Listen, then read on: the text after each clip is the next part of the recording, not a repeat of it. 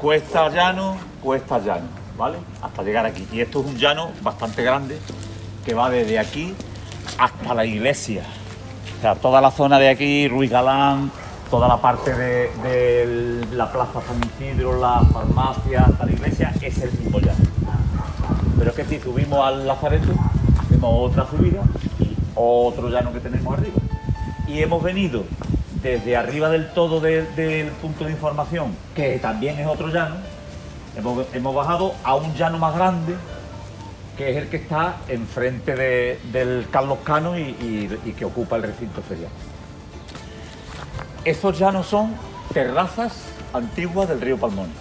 Y el río Palmón a lo largo del último millón de años ha sufrido una migración desde el este hacia el oeste y ahora pasa por donde está actualmente, que es el Mirador del Río, el de Rocío y toda esa zona, muchísimo más bajo. Y está formando su terraza nueva, que está como 3 o 4 metros por debajo de la terraza anterior, que tendrá como unos 10-15 mil años. Si vais al de Rocío y vais paseando por el borde de Rocío, entre el de Rocío y el río veis que hay un escalón.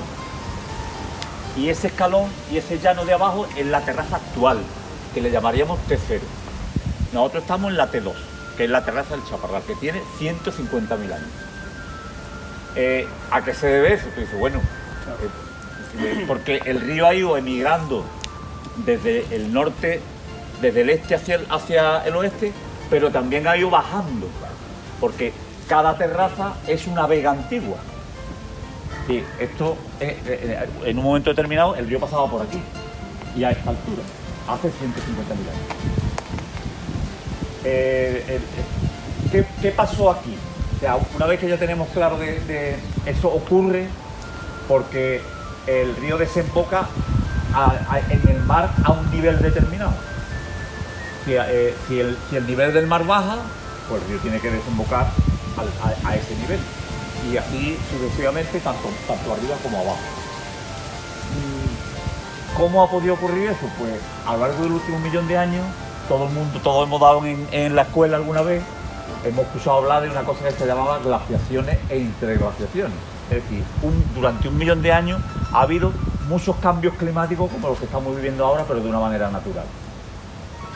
Y esos cambios climáticos se llamaban eso, glaciaciones e interglaciaciones. Las glaciaciones eran disminuciones radicales de la temperatura que hacían que una gran parte del agua de los océanos se congelara en los polos. Los polos crecían de una manera desmesurada y el nivel del mar del océano bajaba, porque ese agua que hacía que bajara el nivel del mar se había acumulado en los polos.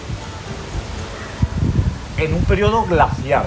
Luego ocurría lo contrario, venía un cambio climático, la temperatura se empezaba a calentar, los polos empezaban a derretirse, que es lo que está ocurriendo ahora, hasta que llegaba un momento en que se quedaban o muy pequeños o desaparecían del todo.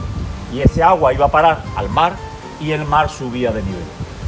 Y ocurriendo varias veces a lo largo de ese millón de años, no siempre tenían las glaciaciones y las interglaciaciones la misma potencia. Por lo tanto, había veces que el nivel del mar llegaba a los 25 metros con respecto al nivel actual, o llegaba a los 100, o llegaba a los 200 incluso, como demuestran algunas terrazas que hay marcadas en el Peñón de Gibraltar.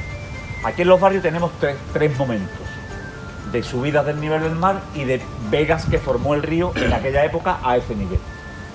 El nivel bajo, que es el que está a la altura del Instituto Carlos Cano, donde han aparecido restos neandertales, herramientas. El nivel medio, que es el del Chaparral, que tiene 150.000 años y ahora veréis lo que apareció. Y el nivel alto, que es el del Lazareto, que tiene 300.000 años y también aparecieron cosas diferentes. Yo me compré una casa aquí en el año 1990 y algo, en la primera fase. Se hizo solo la primera fase. Se rompió el suelo, se pusieron los cimientos y cuando ya me la entregaron, esto todavía era campo, no habían hecho las otras 2 fases que hicieron después, yo me salía de una vueltecita y encontraba piedras que yo sabía que eran prehistóricas, estaban retocadas. Bueno, una cosa curiosa de un historiador y tal, ¿no? Pero cuando empiezan a hacer la segunda fase, llegan las máquinas, empiezan a cavar y lo que salió de allí fue tan sorprendente que tuvieron que parar la obra e iniciar una excavación, porque salían herramientas de piedra, con un estado de conservación tal de herramientas de este tipo, bifaces, triedros, hendedores, mucho material sobre el asca para trabajar las pieles. Y después de hacer la excavación, la conclusión que se sacó es que esto era un lugar de caza y descuartizamiento de una tribu, banda de cazadores-recolectores que se movía por aquí, no que viviera aquí porque eran nómadas, y que en esta zona tenía uno de los lugares en los que más descuartizaba animales, porque las herramientas son herramientas de descuartizamiento de animales grandes. Hablo de animales grandes, de elefantes, de caballos, hasta de hipopótamos, que se cazaron aquí mediante trampas, mediante despeñamiento o a través de carroñeo. Se descuartizaban con esas herramientas que se fabricaban en el momento, eran de usar y tirar, y luego se llevaban los trozos de carne al campamento, que no estaría muy lejos de esta zona. ¿Por qué se sabe que eran animales grandes? Por el tipo de herramientas, por el tamaño de las herramientas. Ellos lo que hacían simplemente era cazar el animal o encontrarse el animal que había matado otro animal anterior, y en el mismo lugar buscaban los cantos rodados de la arenisca más compacta, y con una técnica que dominaban, le daban varios golpes hasta que conseguían un filo, y con ese filo empezaban a cortar la carne. Esto lo he hecho yo con mis alumnos como experimento en el instituto, y no os podéis imaginar cómo corta una piedra buena. Hay que saber elegir la materia prima primero. Un muslo de pollo.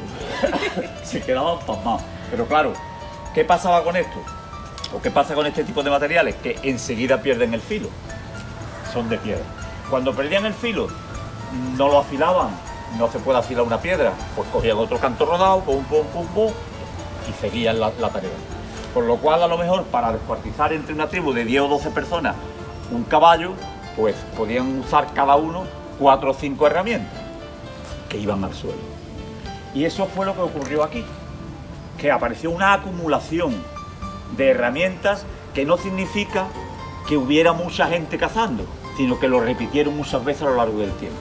Es decir, que ese grupo de cazadores-recolectores, que ahora hablaremos de ello, se pudo tirar aquí miles de años repitiendo una acción diaria, no, pero por lo menos cada semana, o cuando encartara, porque entonces la vida no era como ahora, había muchísima más incertidumbre, para poder alimentar al grupo que formaba esa tribu. ¿Quiénes eran? No eran Homo sapiens. Hace 150.000 años existía en España un tipo de homínido que se ha descubierto muy bien y se ha estudiado muy bien en Atapuerca.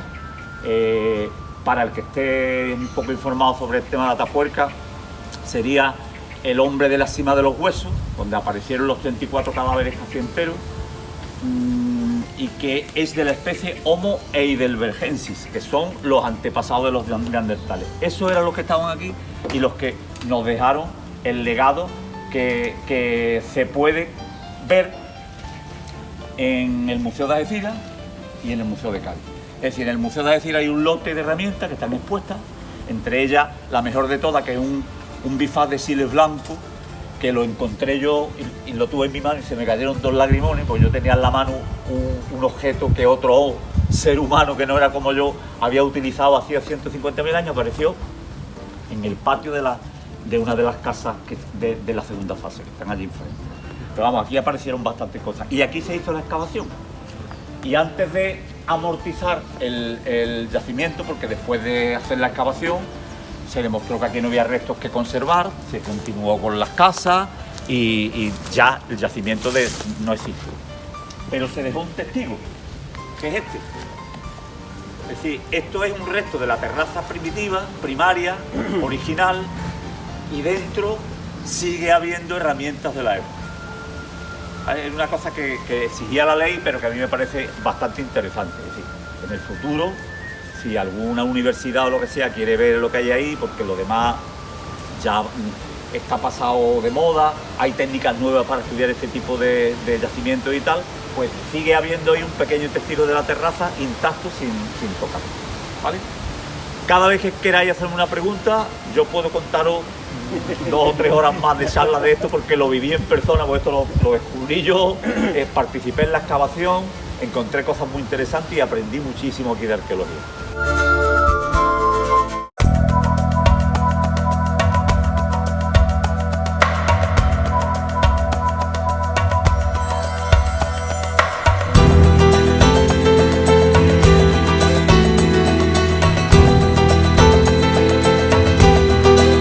Los cerros están formados por unos materiales que se llaman los materiales del flis de la unidad de Algeciras. Cuidado. Que se formaron hace unos 7-8 millones de años, cuando se formó también el estrecho de Gibraltar. Y están caracterizados porque son como unos albres de areniscas y arcilla. ¿Vale? Como una milhoja. Esto viene a cuenta, porque no veníamos a hablar de, estamos hablando de historia, no veníamos a hablar de geología, pero viene a cuenta porque la terraza del río, donde han aparecido materiales arqueológicos con aproximadamente unos 300.000 años, que vamos a ver ahora, la formó el río sobre estos materiales. Es decir, vamos a ir andando por la pista, vamos a ir viendo como de pronto van a desaparecer los materiales del flis y empiezan a aparecer cantos robados a montones, que esos son los que ya acumuló el río cuando iba a esta altura, como a unos 10-15 metros por encima del nivel actual, y formó la vega. Entonces, la formación de la vega pues consta de rubio y sedimentos que vienen de arriba, que se van acumulando en las zonas llanas y que forman una llanura aluvial, ¿vale? Bueno, pues la idea era esa, vamos andando, vamos viendo el flis, de pronto el flis se acaba y aparece la terraza. Y en esa terraza vamos a ver algunos materiales. Tenía que estar en la parte de arriba del Cortijo, donde han aparecido bastantes herramientas. El Cortijo de Fotorroma es un yacimiento del Malvina. Y esto ha venido rodando hacia aquí, por la pendiente hasta llegar aquí.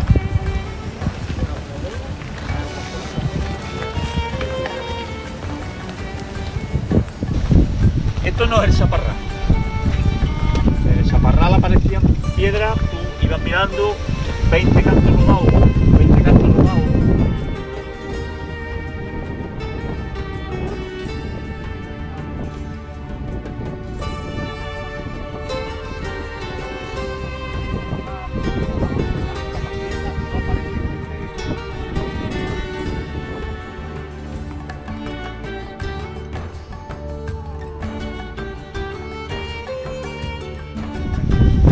Se ve perfectamente, se nota, porque tienen un filo continuo que le da la vuelta.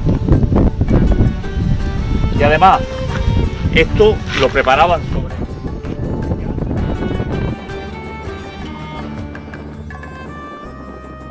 antes de arrancarlo del bloque, luego preparaban una parte planita con su percutor para darle el golpe seco. Le daban el golpe seco ahí, ¡paf! Y saltaba la pieza ya medio hecho. Y para los arqueólogos es muy importante porque es lo que te da, que te indica, como la denominación de origen, el índice de calidad. Te indica que es una piedra que no está rota así de una manera fortuita y natural, por la caída o lo que sea, sino que es intencional. Y es que tiene que tener ese talón que la forma cuando la estás fabricando en el núcleo, y por debajo, al darle ese golpe, deja un bulbo que se llama bulbo de percusión, que se ve aquí perfectamente, una protuberancia de debajo. Claro, si tú ves el bulbo y el talón, dices, esto es perfecto. Esta piedra ha sido trabajada por el hombre. Pero luego además tiene un retoque aquí, otro retoque aquí, otro retoque aquí, y el filo a lo largo, porque esto se utilizaba para cortar así. Esta te la encontré ya. Esa me la encontré el otro día y la dejé ahí fuera. Pero si nos ponemos a buscar, encontramos varias. Y esta que tengo detrás, que es la mejor, también la encontré el otro día y me la llevé porque es demasiado buena. Digo, vaya a ser que alguien se la lleve, alguien que descubra esto y que entienda un poco. Porque estas dos van a parar a... Esto se llama el pontón de caramelo. Y el pontón de caramelo se hizo para cruzar el río, porque por aquí viene una vía pecuaria. Vienen dos vías pecuarias. Una es la que va hacia allá,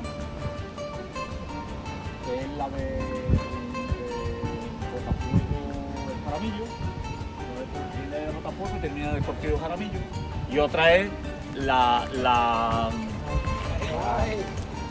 el Cordel o Cañada, que viene también por aquí y sigue hacia adelante, y es el GR7, es el que va hasta Facina. Son 2 vías pecuarias. Las vías pecuarias, hasta hace poco no se había hecho un estudio importante sobre su origen. Ya sabemos, porque llevamos como 10 o 15 años investigando las de aquí, que responden casi todas a antiguos caminos romanos. Es decir, antes de ser vías pecuarias, fueron calzadas romanas. ¿Y cómo lo hemos encontrado? Pues porque a lo largo de las más importantes hay pequeñas villas romanas dedicadas sobre todo a temas agropecuarios, a la agricultura y la ganadería fundamentalmente. Y las de la costa a la industria de servicios. Pero cuando hay un cruce de camino, como ocurre aquí, claro, eso le da entidad. Pasan el doble de viajeros que necesitan dormir, que necesitan refrescar los caballos, que necesitan, pues, lo que necesita un viajero que está cansado y se le hace de noche. Y entonces en esos sitios, en estos cruces de camino, siempre hay un yacimiento romano de entidad mayor, que solía tener pues una zona de cambio de caballo, de posada, restaurantes, sitios donde servían bebidas, y aquí la tenemos. Debajo del Cortijo de Jaramillo hay una villa romana de 1000 pares de narices. Ahí han aparecido sillares de piedra, tégulas romanas, que son las tejas, cerámica fina del siglo I, siglo II, que se llamaban terra sigillata, y hasta trozos de estatuas. Hay por ahí alguien que tiene un dedo de mármol perfecto, dedo pulgar, metió en una cajita y se lo encontró por aquí. Y el resto del dedo, para completar el cuerpo completo, debe estar enterrado en algún sitio porque no tenemos noticias de él. Pero eso siempre ocurre. En sitios donde hay un cruce de caminos importante, había una villa romana con un señor que se dedicaría también a la agricultura y la ganadería, sería un potentado, pero que aparte daba un servicio de postas para los viajeros que quisieran renovar las caballerías, descansar, comer y lo que fuera. Luego lo vamos a ver también en la que está por detrás del punto de información, que allí incluso vamos a ver hasta los muros cuando lleguemos, que es lo que vamos a hacer ahora. Pero luego el Pontón de Caramelo pues tiene su historia también. Ahí ha debido de haber siempre un paso, un vado del río para toda la gente que ha pasado a lo largo de la historia hace 3 o 4 mil años. Pero este hombre pues se encontraría previamente algo, él lo reforzó con hormigón, puso unos palos ahí, después el ayuntamiento se encargó más tarde de darle la estructura actual que tiene, y gracias a Dios pues ahora es una infraestructura que nos permite pasear a los caminantes y a los ciclistas cuando hacemos esta ruta. En el año 90 nació mi hija, el 92-93, que era chiquitito. Yo venía por aquí a dar una vueltecita, a pasear y tal. Y andando por arriba, ella, Mili, mi mujer, domingo aquí hay unos muros a ras de suelo. Y dice, vamos a ver, miramos los muros, pues tiene pinta de antiguo. Cuando miramos los alrededores, empiezan a aparecer tégulas romanas. La tégula romana es el indicador más fiable de que el yacimiento donde te lo encuentres es romano. Porque nadie más después hizo tégula ni antes de ese tipo. La tégula romana es una teja que está formada por 2 unidades cuadradas de barro que tienen en los extremos como un filo en alto que permite colocar encima luego la teja típica que nosotros conocemos. Entonces se forma una superficie en los tejados que no permite la entrada de agua dentro. La antigotera mejor del mundo. Aquí había varias tégulas, restos de cerámica romana, y a partir de ahí empecé a traerme a mis alumnos todos los años a enseñarles que aquí había una villa romana, que la villa romana en los altos, desde ahí dominaban el terreno, controlaban todos los alrededores y explotaban el suelo mediante la vid, el olivo y el trigo, que tenían también animales, que hacían cerámica y tal. solo se veía eso. Uno de los años que vengo con mis alumnos, veo que la homofonía se la han cargado casi entera. Habían llevado la mitad. Entonces me asomo ahí, bueno, ahí había ladrillos de termas, los spas de los romanos. O sea, que había unas termas ahí, las habitaciones, los muros de las habitaciones rotos, bueno, un desastre. Inmediatamente llamaba a Cultura. La autovía se ha cargado una villa romana importante. Paran la autovía, tuvieron que hacer un proyecto distinto, modificar el trazado para echarla más abajo y salvar lo que se pudiera de aquí. Se llama a la Universidad de Cádiz y viene un equipo a cavarla. Y está 2 años cavando. Y en el 98 saca una villa romana, la parte que había quedado, que tenía un estanque de 60 metros cuadrados, rodeado de un peristilo de murallas que habían desaparecido. Y tenían pues pescado, en una zona de recreo de la casa. Y en los alrededores pues habría jardín. De ahí, desde donde está la línea de autobuses hacia allá, estaba la parte, la Rus urbana que se llama, que era donde vivían los señores. Y ahí aparecieron incluso joyas de oro, las cerámicas de lujo y bastantes cosas. Pero todo muy roto. De las termas no había quedado un rastro, las termas desaparecieron. Solo pudimos saber que había termas porque hay un tipo de ladrillo que solo se utiliza en los baños, en la construcción de los baños. Y había muchos esparcidos, pero lo demás había. Un poquito más abajo aparecieron los hornos cerámicos de fabricación de ánforas, que mucha gente que hacía vino y aceite tenía que tener una manera de hacer los recipientes para exportar. Y había uno de los 2 hornos, se había dejado las ánforas dentro y era del siglo V. Entonces, indagando, sin poder demostrarlo del todo, nos pusimos a pensar que si tú metes una cocida entera de ánforas y no la sacas, ¿qué te has quitado en medio? O te has muerto, o te has matado, o te has ido. Y en el 480 pasaron por aquí las hordas de Genserico el vándalo y lo asolaron todo.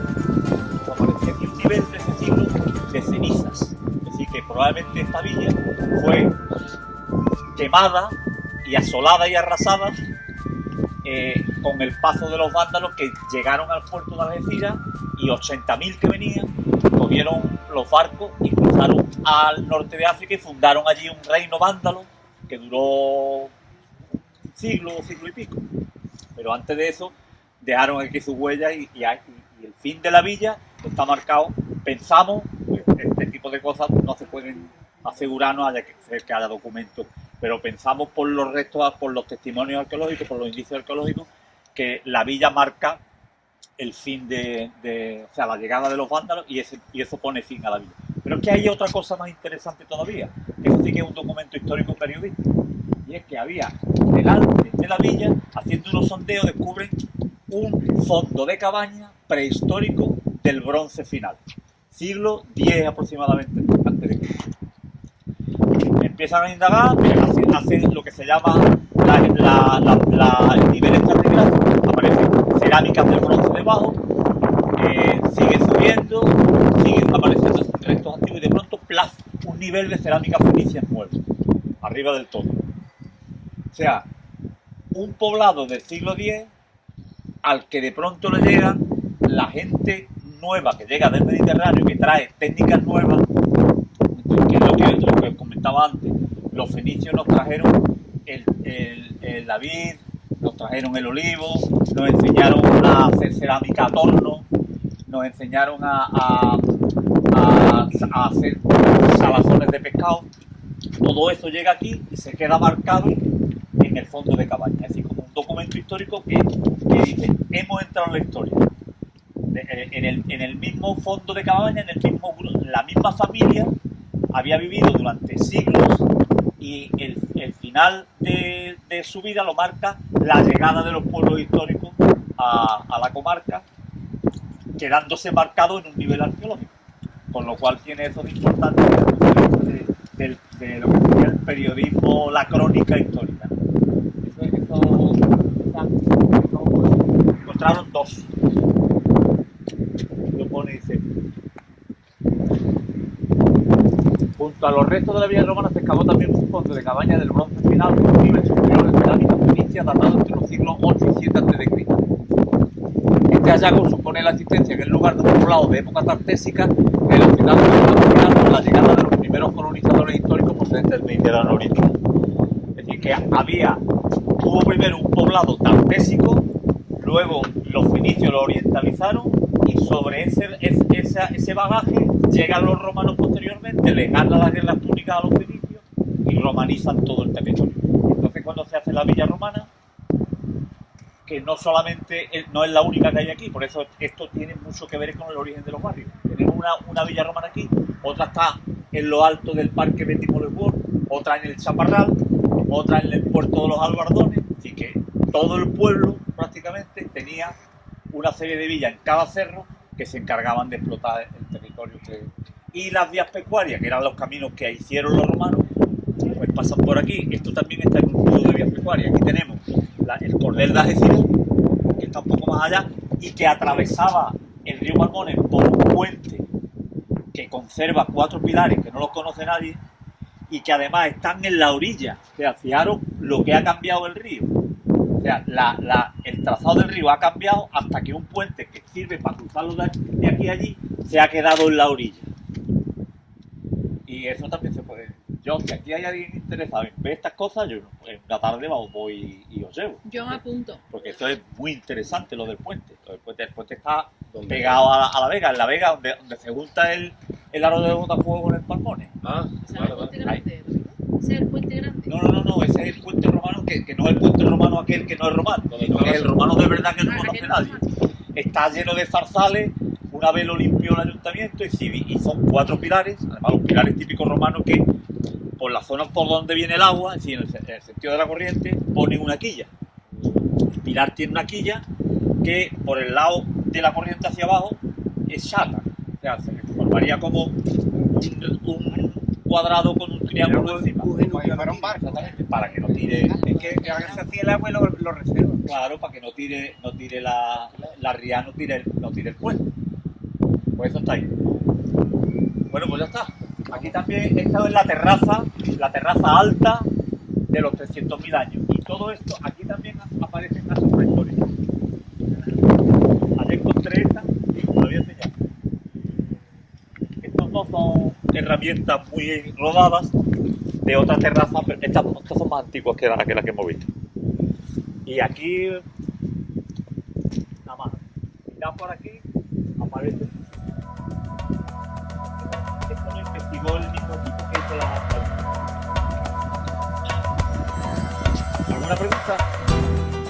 ¿Queréis ver los muros para preservarlos y luego se les echa otra vez tierra al lado? Entonces, en el momento en que está cubierto por la zarza, no lo podemos ver, pero estaba perfecto. Aquí se ve un muro transversal.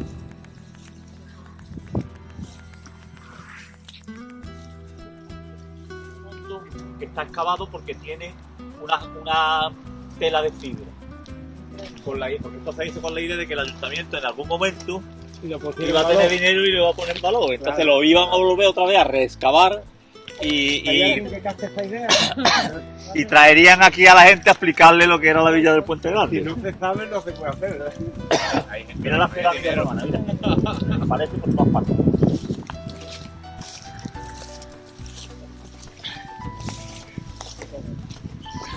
Estos son ladrillos romanos. Y restos de agua. Me han preguntado que por qué la visita no está aquí. Bueno, se puesto que le puedes poner en tu patilla. Y aquí aparecen restos más. Puede aparecer alguna tébula.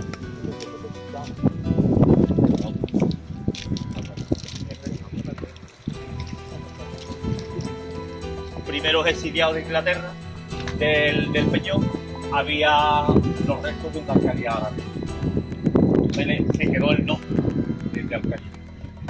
Había un poblado árabe en esta zona que ocupaba bastante espacio porque el concepto de alcaría no es el que tenemos nosotros ahora en castellano de una alquería árabe como sinónimo de cortijo con huerta y tal, ¿no? Sino era una entidad mayor que podía tener hasta 300 habitantes.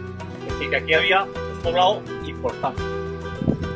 Porque se han encontrado restos en la calle Maldonado, en esta calle, en la calle Gibraltar, en la plazoleta Las Marojas. Fijaros la extensión de la que estoy hablando.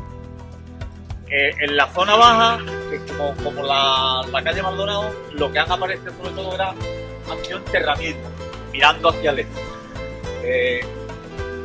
En la calle Maldonado y en la Vega Maldonado. Y es muy curioso porque como aquí no hubo nunca plan de urbanismo, sino que la gente llegó con un acontecimiento fortuito, cae Gibraltar en manos de los ingleses, la gente se tiene que venir para acá y se tiene que poner a construir chozas donde puede. No hay un trazado previo urbanístico para construir una nueva población. Entonces la gente construía donde le dejaban o donde le decían. Y si tú empezabas a hacer los cimientos de tu casa aquí, cavabas y te encontrabas huesos humanos, empezaba para acá. El otro que iba por allí, se encontraba huesos humanos, empezaba para allá. Y al final se queda una calle, que esto es muy curioso aquí en los barrios, que es así, y de pronto así, y vuelvo otra vez a Tres Arcos. Eso lo tenemos en la plazoleta de Las Marojas, lo tenemos en la calle Ancha, lo tenemos en la Vega Maldonado, lo tenemos en la calle Maldonado. Todo eso son antiguos cementerios árabes de la Alcaría que nos están diciendo, la plaza nos está diciendo que estaban ahí. Y hasta que la persona que estaba construyendo su casa no encontraba un sitio libre de huesos, no hacía la casa. El resto de la plaza, donde luego se puso un jardín, o lo que fuera, una fuente, ahí hay cementerios árabes que están rescatando el sueño de los muchos, su cielo musulmán. Hay otras cosas que demuestran que aquí hubo una alcaría, y es que cada vez que hay una obra en esta vivienda antigua del siglo XVIII, se ve perfectamente como los materiales con los que hicieron los muros eran materiales anteriores, donde llegan a aparecer incluso restos de vasijas que algunas de ellas tienen decoraciones características de esa época. Se han encontrado cerámicas datadas en el siglo XII, en el siglo XIII y en el siglo XIV. Una persona hizo una casa en la plazoleta Las Marojas y cuando acabó encontró una cosa gorda. No voy a decir el nombre. Pues claro, si llega a decir algo le paran la casa, luego él sí. Pero tuvo la gentileza de decir: voy a guardarle a Domingo Mariscal un saquito con lo que yo vea aquí que es más interesante. Y entonces cuando terminó la casa, me llaman a la puerta un día y me llegan a ver aquí. No, eso es una obra en mi casa. Bueno, vale. Cojo ese material, era un resto de un dolio grande. Un dolio es como una tinaja abierta para guardar gas, hecha a mano y muy propia de la Edad Media.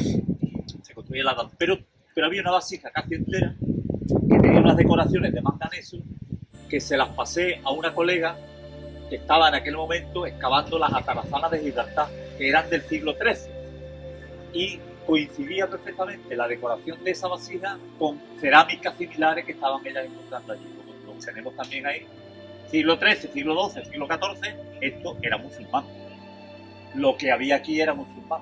Todavía no se había conquistado esto. Se conquista aquí pues a partir del siglo XIV para adelante. De hecho, la frontera estuvo aquí durante muchísimo tiempo, la frontera entre el reino de Castilla y el reino de Granada, y eso ha quedado en los nombres de los pueblos. Jerez de la Frontera, Castilla de la Frontera, Jiménez de la Frontera. Así que todo esto fue primero territorio árabe y luego territorio en disputa de frontera, donde en cualquier momento podía venir la racia de Mora o el ejército cristiano a hacer una incursión de varios kilómetros tierra adentro en zona musulmana. Bueno, pues que sepamos que aquí había un poblado árabe, que tenemos un pasado árabe que se ha quedado borrado totalmente. Por eso que me comentó en el Fondo de Caramelo uno de los colegas sobre el solapamiento de culturas, como unas culturas van solapándose sobre las otras y en algunos casos las incluyen totalmente hasta dejar completamente libre de cualquier objeto que te permita reconocer que ahí hubo esa cultura verde. Tenemos pasados muchos más, pero están en las casas del siglo XVIII. Y ahora vamos ya a los inicios del pueblo. La existencia de la calle Alhóndiga tiene que ver. Pues probablemente.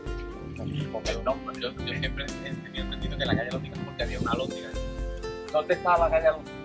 La casa de mi madre. La panadería Espinosa hasta la silla. Lo que pasa es que las alhóndigas también fueron cristianas, igual que los pozos. Porque aquella zona no es. Aquí aprovecho ahora para decir que cuando la gente de Gibraltar llegó aquí, se asentaron en dos barrios. Uno se llamaba el barrio de la iglesia, que es el de la ermita, que es el que vamos a ahora a ver, que está al otro lado, y otro se llamaba el barrio de la alcaldía, que es este que está aquí. Todas estas casas son de la misma edad, son todas del siglo XVIII. Y entre los dos cerros había un arroyito que era el arroyito del Junco que los dividía. Por eso el pueblo se llamó Dos Barrios y después Los Barrios. Por esos dos barrios que iniciaron lo que sería la primera trama urbanística de la localidad. Esto se ve perfectamente en la Plaza de la Iglesia, en la calle La Plata, arriba, al lado de la librería Salazar. Te pones mirando por abajo, ves la calle La Plata y ves que a la izquierda tiene un cerro y a la derecha tiene otro. Y el cerro de la izquierda sería este, que es el cerro de la alquería, y el cerro de la derecha sería otro, que es el cerro de la iglesia, porque allí estaba la ermita, se refiere a la iglesia antigua, a la ermita de San Isidro Labrador, que estaba dentro del cortijo Tinoco, que lo vamos a ver ahora. Y a ver si nos da tiempo, si le podemos dar una vuelta, para que veamos lo que es. Bueno, vamos para allá. En 1704, todos lo sabemos, hubo una guerra, porque Carlos II, el hechizado, no dejó descendencia, el último rey Austria, y hubo una guerra entre los dos pretendientes al trono, que eran Carlos de Inglaterra y Felipe de Anjou de Francia. A Carlos lo apoyaban los ingleses y a Felipe, que era Borbón, lo apoyaban los franceses. Luis XIV. Y la guerra fue el ejército español dividido, más los ejércitos ingleses y franceses por otro lado. La batalla la ganó Felipe, que fue Felipe V, el primer rey Borbón, pero los ingleses aprovecharon las circunstancias que le daba su poderío naval y conquistaron Gibraltar y Menorca. Se quedaron con las dos plazas. Menorca la devolvieron después de la guerra de independencia de Estados Unidos, los tratados que se firmaron, pero Gibraltar. Y Gibraltar se quedó en poder de ellos hasta hoy. Pero claro, lo que fue la invasión de la Roca y el trauma que tuvieron que pasar los españoles que vivían allí, pues fue una pequeña guerra de varios días en el que la gran mayoría se exiliaron. Es decir, la gran mayoría, el 80-85% de la gente que vivía en Gibraltar, que eran españoles, se fueron. Y se agruparon en tres zonas. Unos se fueron a San Roque, donde se llevaron todos los avíos del ayuntamiento, el cetro, todos los elementos institucionales. Por eso se dice la ciudad de San Roque, donde reside la de Gibraltar. Otro grupo se fue a Palmones y otro grupo se fue a Algeciras. El grupo de Palmones estuvo poco tiempo porque estaban al alcance de las baterías inglesas y la situación suya pues era bastante arriesgada, con lo cual decidieron atravesar el cerro para ponerse a salvo de la cañonería inglesa y llegaron aquí. Y se asentaron aquí primero en torno a una ermita, porque la gente entonces era muchísimo más religiosa que ahora, y se pusieron alrededor de la ermita de San Isidro, que pertenecía a un cortijo, que es el cortijo Tinoco, propiedad de un chantre de la Catedral de Cádiz, un cargo importante eclesiástico de la Catedral de Cádiz que se llamaba Don Juan de Arias. Ellos escuchaban los servicios religiosos aquí, las condiciones que venían eran deplorables, traían los puestos, empezaron a tener enfermedades, venían famélicos, no tenían nada ni que comer, y el hombre se apiadó y les dio permiso para que hicieran en sus tierras chozas. Empezó a crecer el pueblo alrededor de esta plaza. Y en la otra, porque allí había materiales de construcción de la alcaldía que hemos hablado ahora. Entonces se situó el pueblo primero, el pueblo inicial todavía no reconocido por el rey, se situó en esos dos pueblos. En 1716 Fernando VI les concede ya la categoría de nueva población, no la categoría de villa que fue después, pero ya se convierte en nueva población, San Roque y Algeciras. Y hay un documento donde se da por nacidas 3 nuevas poblaciones, exacto, San Roque, Algeciras y Los Barrios. Y ya a partir de ahí, pues las casas empiezan a hacerse mejores, se empiezan a edificar edificios públicos como por ejemplo el Pósito. Aquí estaba la Casa de los Arcos, que debajo tenía el mercado de la carne. Luego se empieza a edificar la iglesia, que se termina en 1769, el ayuntamiento, la otra plaza, porque esto queda chico y tal. Pero hay una cosa que quiero decir, y es que don Juan de Ariño fue un hombre bueno que tuvo a bien, apiadándose de las circunstancias en las que venían esta gente, estas criaturas, de darle permiso en sus propias tierras para que naciera un pueblo. No tienen ni una calle. No hay ninguna calle de Los Barrios dedicada a don Juan de Ariño. Yo creo que esto es pecado mortal que habría que corregir. Claro. Eso es la solicitud tuya, ¿no, Domingo? Claro. La solicitud del ayuntamiento que presenta. Sí, porque es que bueno, resulta que tenemos un hombre. Porque si este tío no hubiera dado por salir con 4 palos y echar a la gente de aquí. ¿Dónde estáis mi cornillo? Hubiera tomado por culo todo. Es Gibraltar, es Gibraltar. Pero no hizo eso. Sino que lo que hizo fue ayudarle, echarle una mano, darle todo lo que necesitaba, dejarlo de asistir a los religiosos y encima darle permiso para que construyeran aquí. Porque, como siempre que ocurre una cosa de esta, la gente que sale pitando de un sitio piensa que esto va a ser algo momentáneo. Que van a volver a poner a su casa y que no se va a convertir en algo permanente como se pensaba ellos. Pues claro, gracias a esa perduración del conflicto, que sigue sin resolverse hasta ahora, pues nació este pueblo y el desarrollo de la pueblo consolidado. Bueno, pues ya está. Veis que la ermita conserva 2 ojos de buey. Y si pudiéramos verla, lo que pasa es que Raúl lo ha intentado, pero está muy mal. Hay muchas cosas por medio, mucho polvo. Pero es una casa encima, ¿no? ¿Qué propietario tiene? ¿Qué propiedad es? De la familia pero dentro se ve la iglesia, se ve los arquitos, se ve el altar, se ve ahí rezaron los primeros barreños, hasta que se les quedó chica y ya construyeron la otra. Un tiempo grande estuvieron dando misa y dando misa ahí ya. De hecho, yo creo que había un archivo que empezaba aquí, las nacimientos y todo ya pasó a... Y el Cortijo Tinoco pues era la manzana que ocupa desde aquí hasta la calle del Cid, Callejón del Cid. Si nosotros diéramos una vueltecita rodeando el Callejón del Cid y saliendo por allí, le estaríamos dando la vuelta más o menos a lo que sería el Cortijo Tinoco. Pues aquí no había nada, era un cerro, tío, más abajo estaba el Cortijo Grande, con otra casita también rodeada, también desde aquí había cultivo, ganado. Ya llegaron aquí y son las pueblos que están en. Sí.